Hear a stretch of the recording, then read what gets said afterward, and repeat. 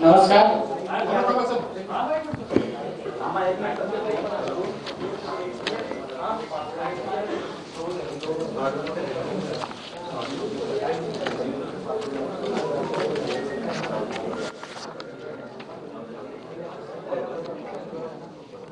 Ready.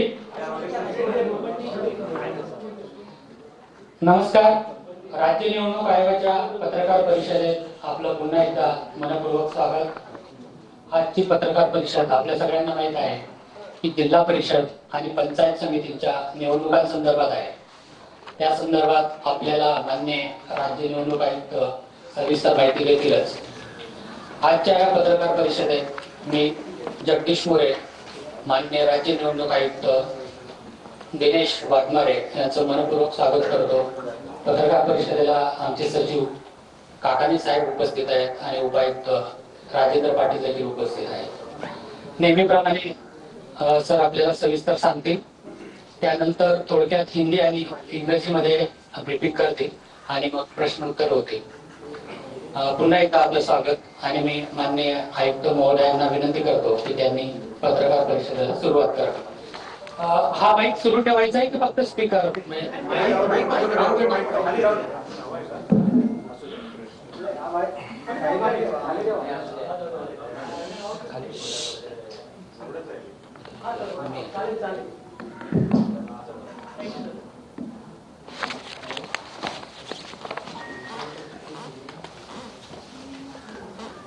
सर्व मुद्रित माध्यमे आणि इलेक्ट्रॉनिक माध्यमांच्या प्रतिनिधींना माझा नमस्कार.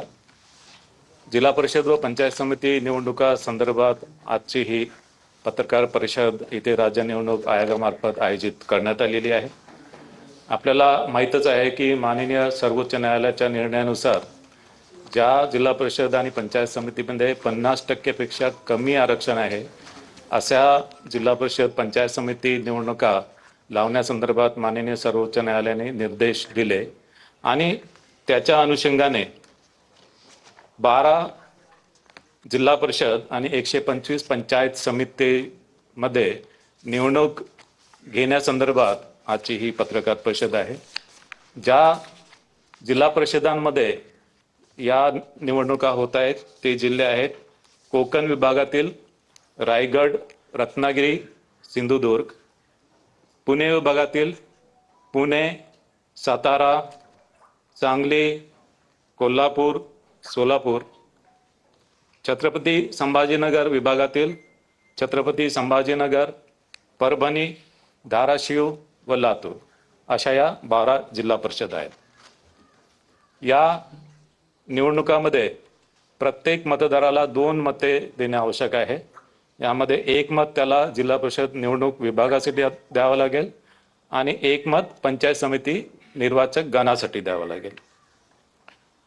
या निवडणुकीमध्ये नामनिर्देशन प्रक्रिया ही ऑफलाईन पद्धतीने राबविण्यात येणार आहे. विविध राजकीय पक्ष आणि उमेदवार यांच्या मागणीनुसार नामनिर्देशन पत्र प्रक्रिया ही महानगरपालिकेच्या निवडणुकीसारखीच जिल्हा परिषद पंचायत समिती निवडणुकीमध्ये सुद्धा ही प्रक्रिया ऑफलाईन राबवण्यात येणार आहे. या निवडणुकीमध्ये ज्या जागा राखीव आहेत त्या राखीव जागेवर जात वैधता पडताळणी आवश्यक आहे आणि जात प्रमाणपत्र आणि जात वैधता पडताळणी ही नामनिर्देशन पत्रासोबत दाखल करणं आवश्यक आहे. मात्र एखाद्या उमेदवाराकडे जात वैधता प्रमाणपत्र नसेल तर त्यांनी जात पडताळणी समितीकडे केलेल्या अर्जाची सत्यप्रत किंवा त्याच्याकडे अन्य कोणताही पुरावा असेल की त्यांनी अशा जात पडताळणी समितीकडे अर्ज केला त्याची प्रत त्यांनी सादर करणं आवश्यक आहे. मात्र